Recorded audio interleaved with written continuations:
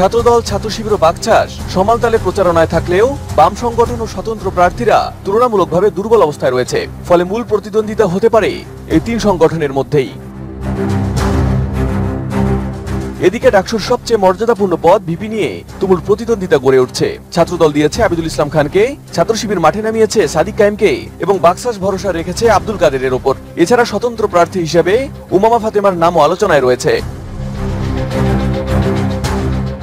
Social media ও শিক্ষার্থীদের মধ্যে করা আনুষ্ঠানিক জরিপে দেখা যাচ্ছে, ছাত্র শিবিরের সাদিক কায়েম, ছাত্রদলের আবিদুল ইসলাম খান এবং বাকশাসের আব্দুল কাদেরকে ঘিরে শিক্ষার্থীদের মধ্যে গড়ে উঠেছে মতবিভক্ত।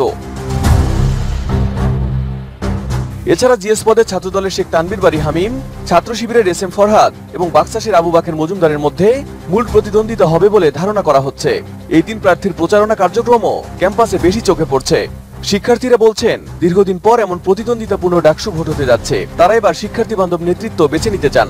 এজন্য প্রার্থীদের ব্যক্তিগত সততা, কর্মকাণ্ড ও পূর্বের ভূমিকা নিবিড়ভাবে পর্যবেক্ষণ করছেন তারা। হলে ওঠার বিষয়ে কিছু পার্সিয়ালিটি আমি দেখেছি, বাস্তবে এখনো আছে সেটা, এবং আই হোপ এই জিনিসটা কমে যাবে। খাবারের মান হলে খুবই খারাপ। তো আমি চাই মাঝে মধ্যে টিচাররা এসে একটু টেস্ট করুক যে খাবারের টেস্টটা কেমন, আমরা খেয়ে কেমন ফিল করছি। কেউ ফ্যাসিলিটি পাবে আর কেউ পাবে না, এরকম যেন কিছু না হয়। প্রত্যেকেই যেন সমানভাবেই ফ্যাসিলিটি উপভোগ করতে পারে।